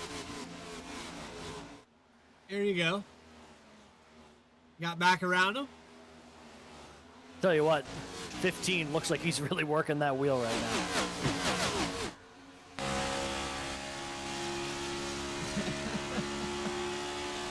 I can tell you this. That race right there was, we're just going to go ahead and hand the prescription. Whatever medicine you had earlier, I'm going to give it right back. And it's going to be a surprise. Here comes the airplane. 9th place, Trevor Keith. And yeah, these guys continuing the Duke, and I think we'll see a little bit more of that as this continues.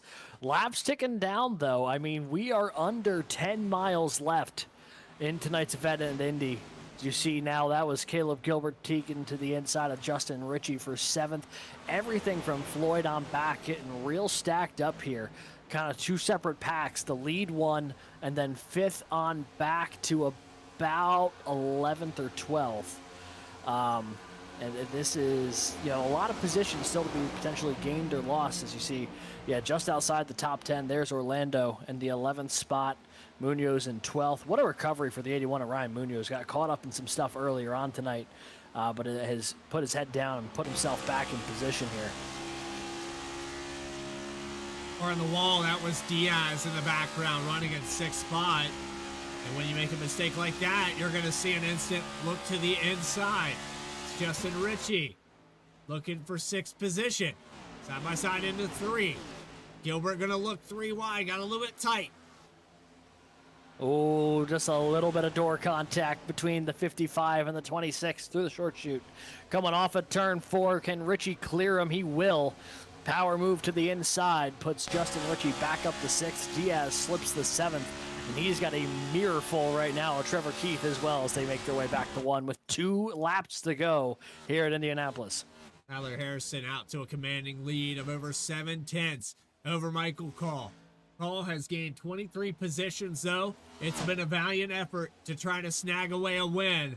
But Tyler Harrison has been up front. Oh, Caleb Gilbert in the wall. 54 around. They hold it. He held it, but boy, he hit it. And that stacked everything up. Now 3 wide going into turn 3. How are they going to negotiate this? Real quick here. Got tangled up a little bit, I believe, with Likens coming off the corner, and then everyone had to scatter to keep it pointed the right direction. But kept it together. But the white flag's out now for Tyler Harrison. White flag presented by Earhart Holmes. And it is Tyler Harrison out front, just under a second the advantage. I think he's good on fuel, but you just never know at a track this big. 2.5 miles. 2 miles of it left to go. Tyler Harrison, 0.8 ahead of Michael Call. Into 3. Tyler Harrison organically raced his way to stay in this top 3. And he's going to come off of turn 4 and kiss the barrels. Here we go. Deep into this season, Tyler Harrison is going to be victorious at Indianapolis.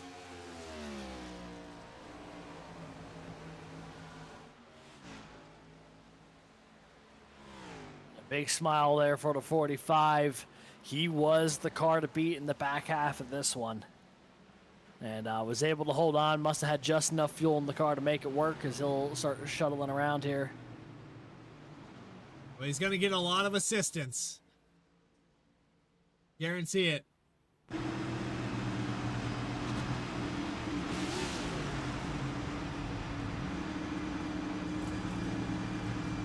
Yeah, he's being real light on the throttle right now, just letting this thing get just enough speed to roll it on back to the start-finish line. Enough fuel, I'm sure, to do a bit of a burnout, but a lot of cars, popular win here, a lot of cars coming up to congratulate the 45. Michael Call, smiles. Carter Linz, your other podium finishers here tonight. They were hanging with him for a while, but in the last couple laps, that 45 was able to pull away a little bit. There's your top 4 fanned out off of turn 4. Tyler Harrison gonna pull up to that start-finish line.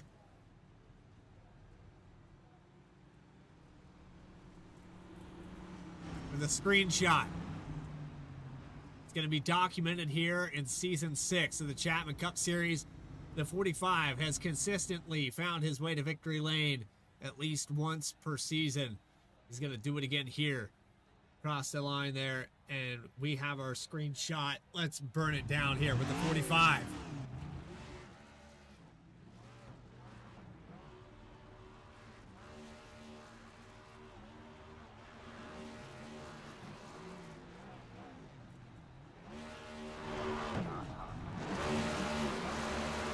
Won the season finale last year at Phoenix, and this is his first win this season, which let me tell you, it feels a little surprising given how the speed that he has week in, week out. But you know, it's been a good week for finally closing out some of these. You know, Trevor Keith at Norks Wilkesboro, now here at Indy with Tyler Harrison, a couple of guys who have some good speed and are finally able to check one off the list here tonight. Stage 1 winner Rob Rader ends up in 27th position. The next fastest car, in my opinion, was Tyler Harrison, and it was a toss-up there with Michael Call. He looked really fast there in the finishing laps. Ends up second spot. But the first driver we get to talk to is going to be the driver of this number 45, as Carter Lenz is going to expire that engine in just a moment. But Tyler Harrison, moving him down here to the broadcast booth. Tyler, I tell you what, man, this is a racetrack similar to Pocono. It's similar to Michigan. It's a really big place to come to. I can tell you're happy. This one means a lot.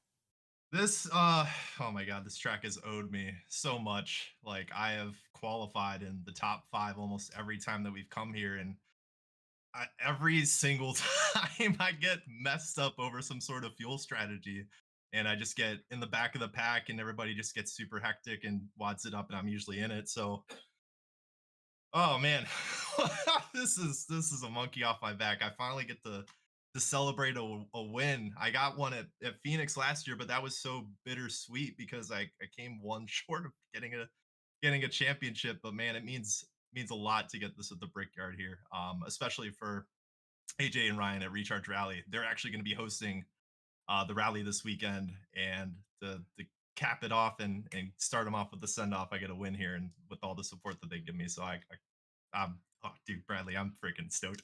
This is awesome.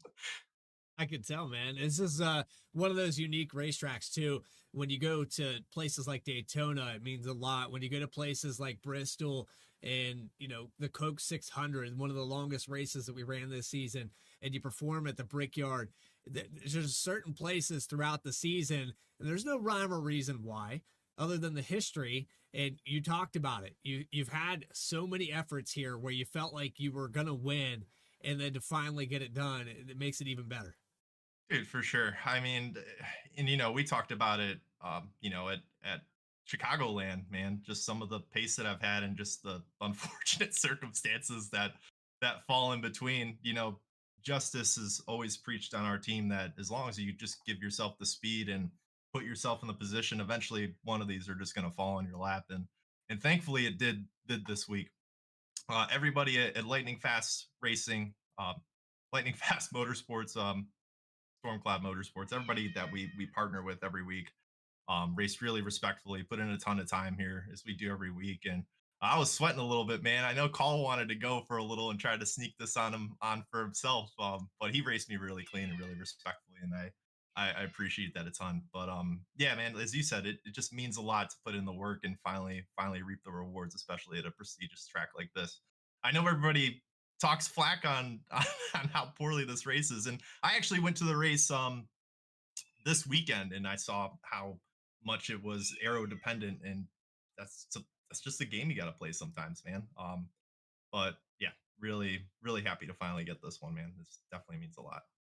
Just gonna interject real quick. I want to say, I had an opportunity real quick while you guys were talking to take a quick look at your the stat page on the standings for you. So, A, congrats on career win number 2 here in Racing Rev. But 2, and I think more funny, on the worst tracks graphic, number 1 with a bullet with average finish of a 22.5 entering tonight was Indianapolis Motor Speedway. I suspect that's going to change a little bit after tonight. Congrats, man. Dude, I hope so, man. At least bump me up to like the middle or something in that stat sheet.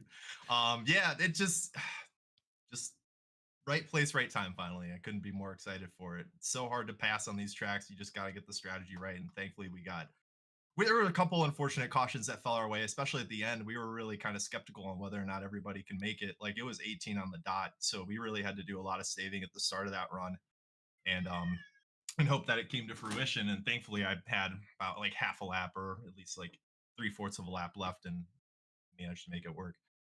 Before I go any further, I really do feel very bad for Rob Rader. Like, he had a lights out car tonight, and the contact that we had was very unfortunate. So I definitely apologize to Rob. I haven't had a chance to go back and look at it, but like, obviously that's not, I don't want to wreck a race winning car like that, but still very stoked to finally get the win. But hopefully nothing comes of that contact. I just wanted to take a moment to apologize for that. Well, Tyler, we can confirm for you there. It just looked like close racing, and the victory cat there. Yeah, we've seen that before. So, but we can confirm on that side of things. It just looked like Rob maybe thought he was clear going into 2, and it was an early cut down the racetrack. Very aggressive racing between you guys, and when you have a lights out car like that, you got to feel bad. But Tyler, I know a lot of people support you. You got Recharge Rally all over the hood. You got the Rally Dowdy Twisted T camera, and like you said, Rally is going to be going on this week. Anybody else you want to shout out? Yeah, and that rally is going to be awesome. I want to take a second to really shout that out.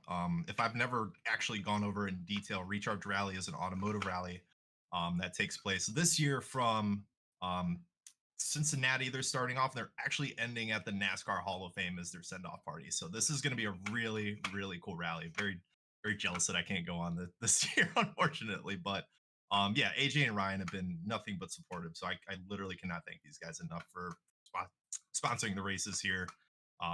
Supporting me and putting the sponsors on the car. Everybody that's on my car is basically an Ohio and Northeast Ohio based business, with the exception of Twisted Tea, of course.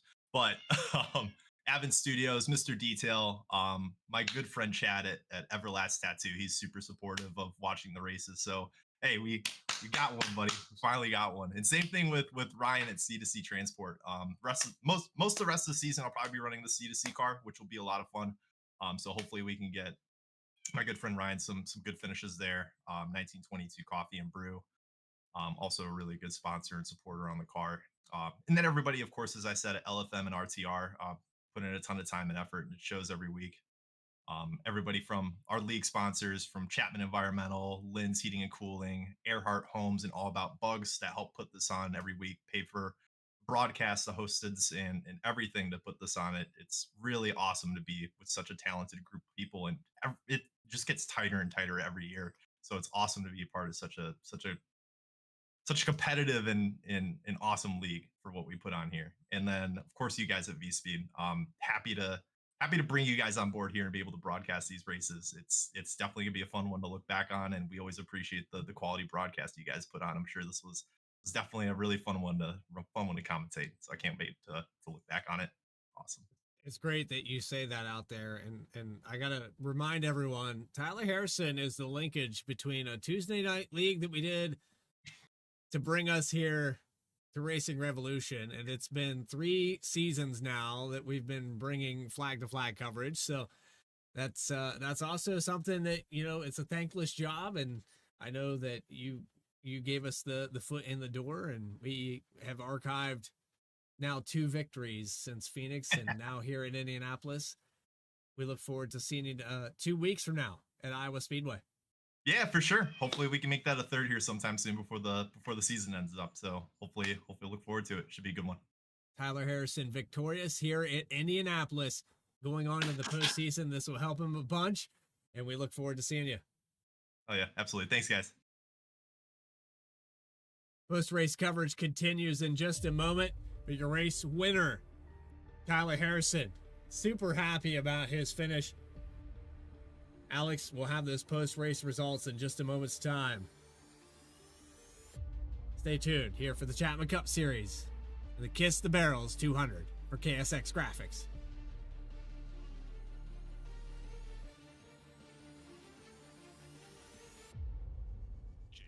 JS Racing. We're in the game.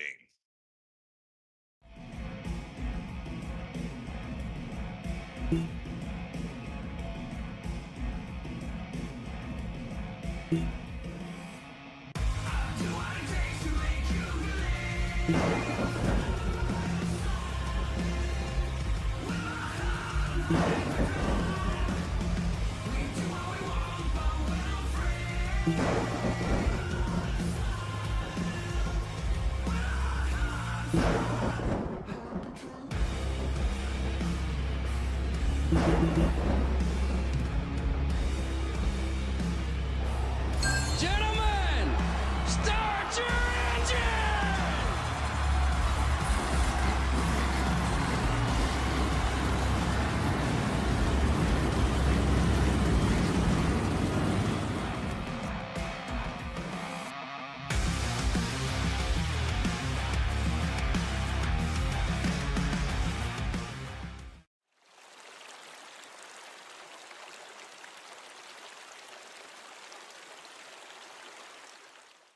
Hey Dad, did you know that replacing your cooling system reduces repair costs and improves energy efficiency? Plus, it operates more efficiently, which means more money in my pocket.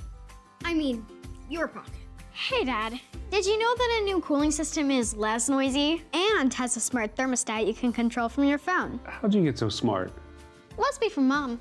When it comes to your home's most important decisions, make the smart choice and trust your local Cedar Rapids Pro partner. We're in your neighborhood, so call today.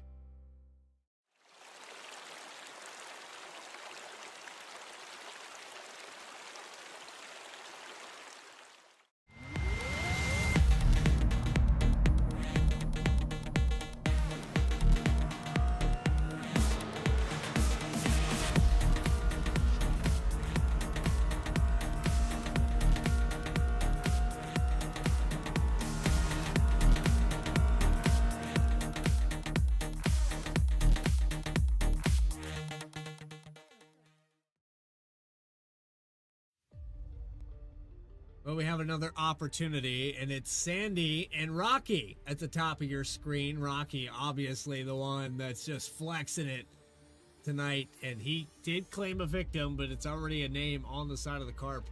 31 of Jeremiah Nelson got a piece of those pit barrels, but it is Kiss the Barrels 200 presented by KSX Graphics, and our post-race coverage continues here from Indianapolis in the Chapman Cup Series. Final race results with Rob Rader winning stage number 1. It was 5 cautions, and 5 of those coming in stage 2.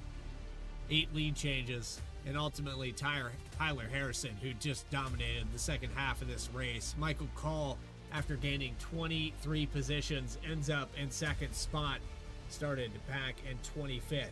Carter Lenz, the top 3, will get a word with the rest of those drivers in just a moment. Jeremy Burns had some hiccups during this race, ends up with a top 5, always finding a way to adapt and overcome. Dakota Floyd, solid car, finishes in the top 5, up 1 spot. Justin Ritchie, 17 positions gained. We knew he would be there if he could just get the car in the right direction. He'll end up with a top 10. Trevor Keith, sponsoring tonight's race from KSX, he'll finish in 7th. Kyle Diaz, 8th. Al Likens and Ryan Munoz with a recovery to 10th.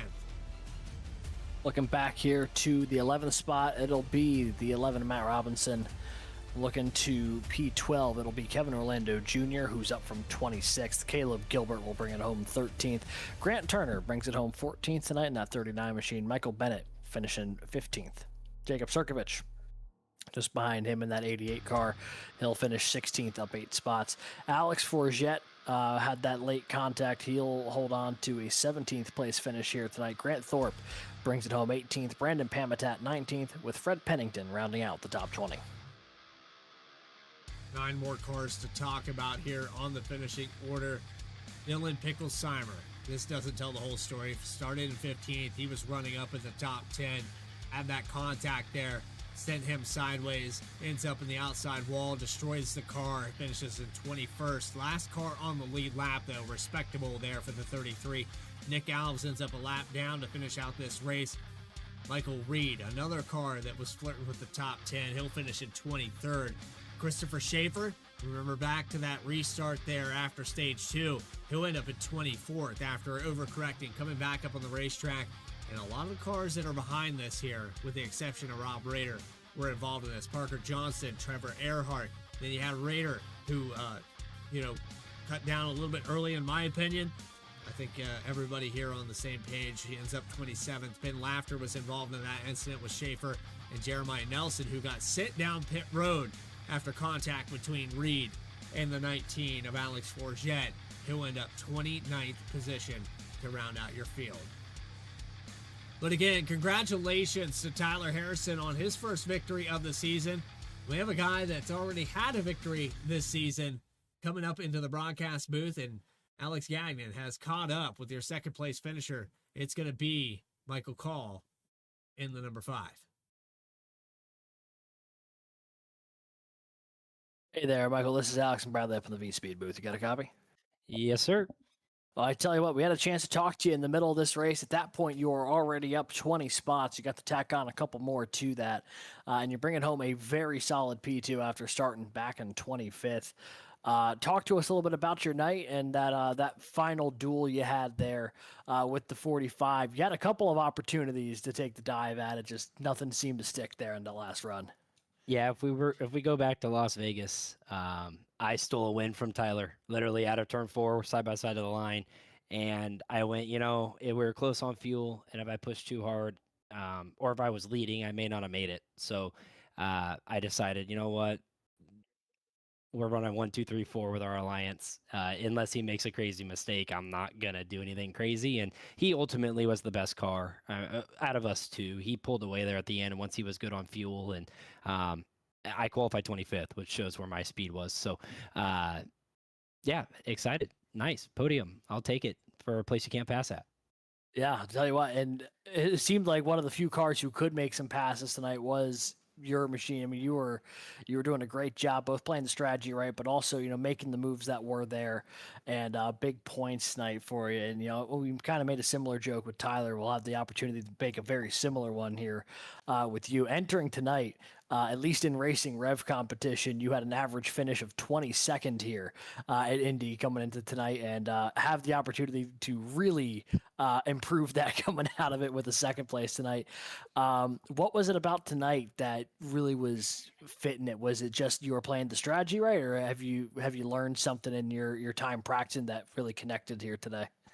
Well, like I said, when you guys interviewed me earlier in the race, I spent a lot of time in our Racing Revolution offseason just really practicing what the dirty air does to the car, what happens to the car when there's a car behind you, and where to poke the nose out to be able to still keep your momentum and not smoke the fence and break the toe link. And because we're all so fast here. I mean, if you look at the qualifying times, we are like within a couple tenths down to 20th. And so it's like, it's hard to pass, especially in a place you can't pass at. So you got to just take advantage of every opportunity you get. And that's kind of what happened with Picklesheimer. He exited a little low off a 3, and I poked my nose to the outside, and my spotter said I was there.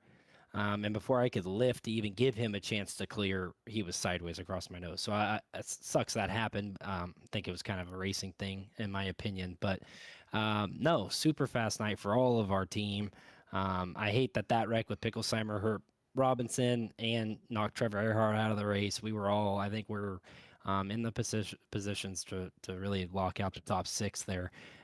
So solid night for sure. You guys are right. Solid night. Solid night indeed, and you keep putting top 5s on the board. 7th top 5, I believe, on the season for you. Just continuing to plug away at it. Anyone you want to shout out here on the result here tonight? Yeah, Power Curve Factory Team, SK Construction, Ward's Concrete, Fine Line Designs, Fine Line and Whiskey podcast. If you guys haven't heard of that before, a couple buddies of mine do a podcast. It's really entertaining NASCAR related stuff. So you can find that on Spotify and everything. Everybody at LFM, RTR, everybody in the league, all the league sponsors, Vspeed, you guys, like I say every time, do a great job. Excited for how I've been running this year. It's a complete 180 of how last year was, and I'm super grateful because this league is tough. It's harder than any A fixed or A open race I've ever ran. So I love it. I love the competition. I love how hard it is. It's what pushes me to get better, pushes our whole team to get better. And as you can tell, locking out top 4 spots shows how much we practice and take it seriously. Well, congrats tonight. I believe we'll be moving top 5 in points coming out of Indy here. Congrats on the run, and we'll hopefully catch you at the next one. Thanks, guys. That is your runner-up here tonight, Michael Call on the 5 machine, going up 23 spots to go from 25th to 2nd. And one more driver to talk to. It's your 3rd place finisher, Carter Lenz in the 66. No driver camera tonight. Carter, I got to ask, what's the scenario for you tonight to not have that camera up? You got a podium. Kind of forgot about it tonight. It's becoming a reoccurring issue with me. I get I get all situated, practicing all that, and then green flag goes, it's like, hey, camera's not on. So I will have it on 2 weeks time at Iowa. I will make sure of that. Yeah, we got 2 weeks to think about it. So let's think about this. This car started in 8th. It ran quietly in the top 10 all day long. And then you see Rob Rader taken out. Now, and I quoted it. It's Jim Carrey. You're telling me there's a chance. That's when you really started to turn up the dial. Oh, yeah. No, once me and Tyler kind of got hooked up there, when that whole kind of sequence of cautions kind of came out, we're just like, all right, we got to figure out something to get around Rob, get around Dakota, kind of just work together, navigate through the traffic. And then I didn't exactly catch exactly what happened, if it was a self-clear or bounced off the wall into Tyler or Tyler got into him. Couldn't exactly get a clear picture on what happened there, but I mean, what happened, and just kind of decided to say, you know what, I'll work as a teammate. I'm just going to stay behind you. We'll keep pushing our way to the end. Well, teammate is one thing, and we kind of heard the same thing from Michael Call. You know, he stole away a win at Las Vegas, but Carter, we're down to the nitty-gritty in this season. We're coming up on chase time very, very soon. I know it doesn't feel like it, but this is season 6, and we're deep into it. Pretty soon we're going to reset. You've got some victories under your belt here. and you've really turned up the heat as well. Where's the next victory coming from? I'm hoping at Iowa again. I was pretty dominant last year. It's home state track. No, want to put on another good show there. Want to be the dominant car again. Win it 2 years in a row would be fantastic. Actually got to a couple weeks ago. Actually, a little Christmas gift kind of came around. Actually got to go driving a Gen 6 car around the track there. So don't want to say there's an actual advantage there to knowing what it feels like out there, but I mean, no, it's just, that track is always fun. I find myself more comfortable with more short track style racing, and Iowa just kind of fits right in there in that ring of where I like to be up front. Well, Carter, we have a video. If you want to dive deep into the Vspeed archives and find the NASCAR experience that Adam Baker did back in, I believe, 2021, I can confirm that does not just, I mean, you're on the track, but it does not feel the same. No, it's not the same thing. It is an experience. It is. No, it was a blast getting to do it. And no, the feeling of it in person is a million times different than on here, but the actual bumps and all of that translate pretty well. But what it actually feels like, being here in a cockpit, on iRacing, there is a different feeling that it's not you can't exactly explain it unless you actually sit in the car. Outside of that, though, Carter, you get another podium finish. We've talked to you a lot this season. One of the most consistent drivers that we've had the pleasure of talking to. Is there anybody that comes to mind? I see still in loving memory of STC on the hood there. Yeah, no, that there's from unfortunate thing that happened earlier this year amongst a coworker. He unfortunately took his life earlier this year. He's a great guy. Best of us at our small but mighty shop. So no, always doing it for him. I know the family out there. I know they're really supportive and all that, all the love and support from not only this gesture, but all the guys of our shop. But no, other than that, no. Shout out to you guys, Vspeed Racing Rev. Always put on a great broadcast. Doing always a fantastic job of putting on a great league here, allowing me always to be here every week. Lindsay and Air Conditioning, Earhart Homes, All About Bugs, Chapman Environmental, all the sponsors that bring this together each week that allow us to do this. All the drivers, all the friends and family that watch. Girlfriend Sarah, I know she's always watching. She was always waiting for me to say that. So, no, I mean it's always a pleasure getting to be here. Well, I've given the advice several times, and lead with Sarah next time. Yep. No, she gives me a hard time, but I always tell her save the best for last. So there you go. Well, Carter, we appreciate you coming up here and talking to us. We're going to have a little off week here, and then it's on to short track racing where statistically you're going to perform. Hopefully we can see that 66 car in victory lane. Good luck, buddy. Yeah, thank you very much. Carter Lynn's third place finish on the podium. Another great finish here from Indianapolis Motor Speedway, but we have a lot of racing left to be done. I know I say that we're deep into the season. Put that schedule graphic up on the screen. Alex, this racetrack, well, I don't know why this came up, so I'm going to just go ahead and delete that right now. We're going to remove that. I don't even know who that is. Who is that? The unknown. But what we can tell you is that we have only 3 races left in the regular season, and they are a little spaced out. August 12th is the next one at Iowa.